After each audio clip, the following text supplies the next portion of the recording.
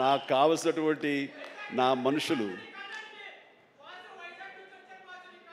అయితే ఏంటంటే ఇప్పుడు అదే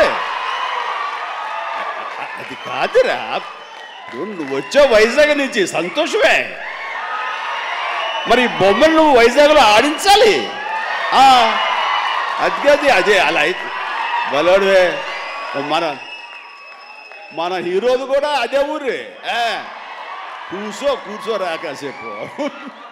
సో ఈ ఇందులో సత్యరాజు గారు ఉన్నారు, సత్య ఉన్నాడు, అండ్ సునీల్, అందరికి మించి నా బ్రదర్. అండ్ కన్నడ నుంచి వచ్చినటువంటి ఒక అద్భుతమైన యాక్టర్ ధనుంజయ. ఆయన గురించి నేను విన్నాను కానీ సినిమాలు చూడటం ఇది చేయలేదు. బట్ పుష్ప చూశాను. పుష్ప ఎక్కడ అనేది నాకు గుర్తు రావట్లేదు, కానీ డెఫినెట్గా ఈ సినిమాలో చాలా మంచి గుర్తింపు వచ్చి తను కూడా మంచి ఆర్టిస్ట్గా తెలుగు యాక్టర్గా తను సెటిల్ అవుతాడు అంటలో ఎలాంటి సందేహం లేదు. All the very best Dhananjaya. And ఇక సత్యదేవ్ గురించి ఏం చెప్పను. నాకు 2 తమ్ముళ్ళు ఉంటే కనుక అందులో ఇంకొక తమ్ముడు, 3వ తమ్ముడు సత్యదేవ్. అంతటి ప్రేమని తను చూపించే ప్రేమలో ఎక్కడ కల్మషం ఉండదు. ప్రేమ అందులో నిజాయితీ ఉంటుంది, నిజమైన ఎమోషన్ ఉంటుంది. తను ఇందాక చెప్పినవన్నీ కూడాను అన్నీ సత్యాలు. ఎందుకంటే నాకు అతను చూడగానే అతనిలో ఒక స్వచ్ఛత ఉంటుంది సార్, ఆనెస్ట్, సిన్సియర్.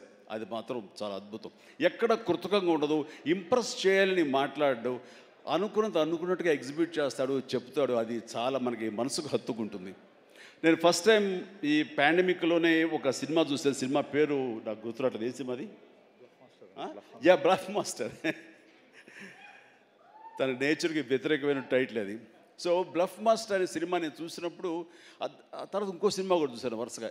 ఎవరి యాక్టర్ చాలా ఇంటెన్సివ్ పెర్ఫార్మెన్స్ చేస్తున్నాడు, టచ్ ఆఫ్ క్లాస్గా ఉంది. అండ్ మన తెలుగు మనిషిలాగా అనిపించలేదు. బహుశా అతనికి డబ్బింగ్ వాయిస్ ఇచ్చారు, ఎందుకంటే వాయిస్లో అంత రిచ్నెస్ ఉంది, అంత క్లారిటీ, అంత నీట్గా ఉందంటే మంచి డబ్బింగ్ ఆర్టిస్ట్ తోటి తనకి డబ్బింగ్ చెప్పించుంటారు. కాబట్టి ఎవడో బయట వ్యక్తి అయి ఉంటాడు. ఏ యాక్టర్, ఏ కన్నడనా ఇంకోటి అనిపించేది. అని ఎవరితో మాట్లాడుతూ, లేదండి మన వైజాగ్ అబ్బాయి అన్నాడు. మనూరి అంటారా, మన వైజాగ్ అబ్బాయి అని చెప్పేసి అన్నారు. అనేసరికి నిన్న ఒకసారి అతన్ని చూడాలనుకున్నాను, మనం మాట్లాడాలనుకుంటున్నాను. ఎందుకంటే అతనిలో బెస్ట్ యాక్టర్ ఉన్నాడు. మరి అతనికి ఎవరు వెనక నుండి సలహాలు ఇస్తున్నారు, తన లైఫ్ ఎలా మోల్డ్ చేసుకుంటున్నారు నాకు తెలియట్లేదు. ఊరికనే సరదా మాట్లాడదాం అనిపించింది. నాకున్న ఇంప్రెషన్ తనతో షేర్ చేసుకుందాం అనిపిస్తుంది. అంటే వెంటనే ఫోన్ వెళ్ళటం ఏంటి, అప్పుడు ఫ్లాట్స్లో నుంచి, అపార్ట్మెంట్స్ నుంచి బయటికి వచ్చే ప్రసక్తే లేదు.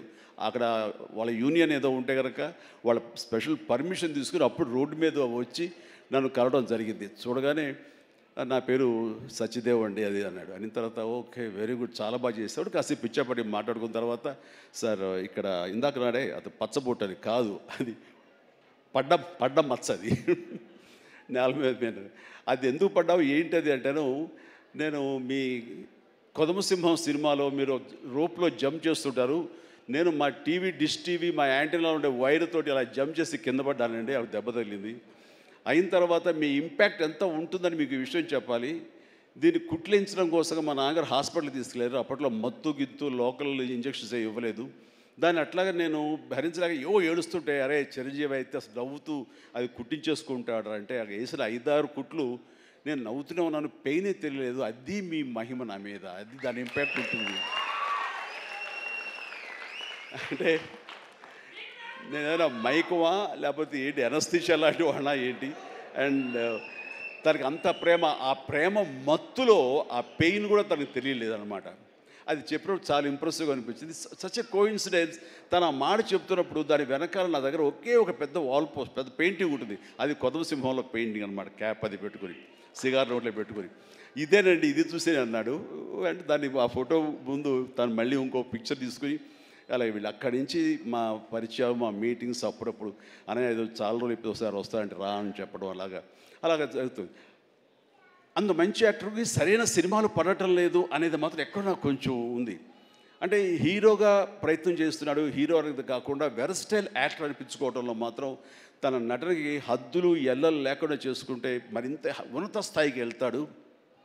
ఆ తర్వాత ఇతను ఏ స్థాయిలో ఉండాలి, ఏ ఏ పాత్రలో ఉండాలి, ఏ హీరోగా సెటిల్ అవ్వాలి ఏంటంటే ప్రేక్షకులు నిర్ణయిస్తారు. దాని ప్రకారం మనం ముందుకు వెళ్ళిపోవచ్చు అంటూ గాడ్ ఫాదర్లో ఎవరో నార్త్ హీరోస్నో లేకపోతే ఇంకో హీరోస్నో బయట లాంగ్వేజ్ హీరోస్నో తీసుకొస్తే మనకింత పొటెన్షియల్ ఉన్న ఒక ఆర్టిస్ట్ ఉన్నాడు, అతన్ని ఆ క్యారెక్టర్ పెట్టుకుందాం అని అంటే కొంచెం రెసిస్టెన్స్ వచ్చింది.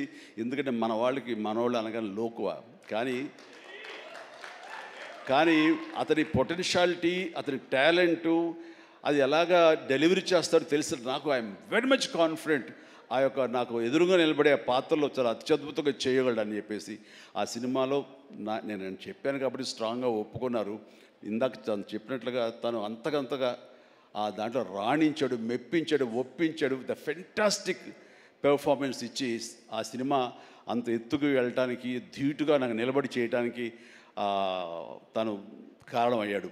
అలాంటి సత్యదేవ్ నా నమ్మకాన్ని నిలబెట్టాడు. ఇందాక అది ఆ మాట తను అన్నప్పుడు మనస్ఫూర్తిగా దాన్ని నేను ఆహ్వానిస్తున్నాను, ఆస్వాదిస్తున్నాను.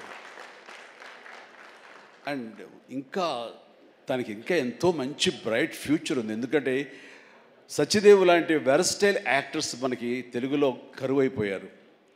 తను పరిధిని లిమిట్ చేసుకోకపోతే, ఎక్స్పాండ్ చేసుకుంటే బోల్డ్ అనే అవకాశాలు తనకు వస్తాయి నేను చూస్తాను కూడాను. అండ్ అలాంటి ఈ సినిమాలో తను ఒక మాస్ హీరోగా కామెడీ తోటి, చాలా చక్కగా సెటిల్డ్ కామెడీ తోటి, ఒక యాక్షన్ తోటి ఈ సినిమాలో తనకి మంచి భవిష్యత్తు మళ్ళీ ఏర్పడుతుందని నేను భావిస్తున్నాను. అండ్ నా తమ్ముడుగా సత్యదేవ్కి ఆల్ ద వెరీ బెస్ట్ చెప్తూ ఈ సినిమా తనకి అద్భుతమైన విజయం చేకూరాలి. Please God bless really. నిజంగా ఇంకా నేను మరింత ఎత్తులు చూడాలి సత్యదేవ్. చూస్తాను కూడాను. అండ్ ఇక ప్రొడ్యూసర్స్గా ఇద్దరు ద్వయం, మన Dinesh and Bala and Dinesh. And అలాగే వాళ్ళని సపోర్ట్ చేస్తూ ఇక్కడ ప్రస్తుతం ఉన్నట్టు ఎస్ఎన్ రెడ్డి గారు ఉన్నారు, బిల్డర్. ఆయన కూడా సపోర్ట్గా ఉన్నారు. వీళ్ళందరూ లాభాపేక్షతో కాకుండా ఒక ప్యాషన్తో వాళ్ళు రావటం. సినిమా అంటే ఏం తెలియదు, సినిమా అంటే ఇష్టం కాబట్టి ఆయన కూడా ఓకే అంటే ఆయన ఇందులో కావాల్సినంత బడ్జెట్గా హై బడ్జెట్ అయిందని వింటున్నాను. బట్ దానికి పెట్టడం, దాన్ని ఈ యొక్క Eshwar Karthik director, wonderful director. ఎందుకంటే ఆయన సినిమా పెంగ్విన్ అని తమిళ్లో నేను చూశాను సినిమాని పాండమిక్ టైంలోనే. And very refined director. ఆయన ఈ సినిమాకు చాలా చక్కగా చేశారని తెలిసింది. అండ్ డెఫినెట్లీ ఆ టీం అందరికీ కూడా అద్భుతమైనటువంటి విజయం ఈ సినిమా చేకూర్చి వాళ్ళకి మరింత పైకి వెళ్ళడానికి ఎంత దోహదపడుతుందని చెప్పేసి నేను మనస్ఫూర్తిగా విష్ చేస్తున్నాను. అండ్ అలాగే హీరోయిన్స్ వాళ్ళకి అంటే ప్రతి ఒక్కరికి, టీంలో ఉన్న ప్రతి ఒక్కరికి నా హృదయపూర్వక అభినందనలు తెలియజేసుకుంటూ నాకు ఈ అవకాశం ఇచ్చేందుకు ధన్యవాదాలు తెలియజేస్తున్నాను. All the very best.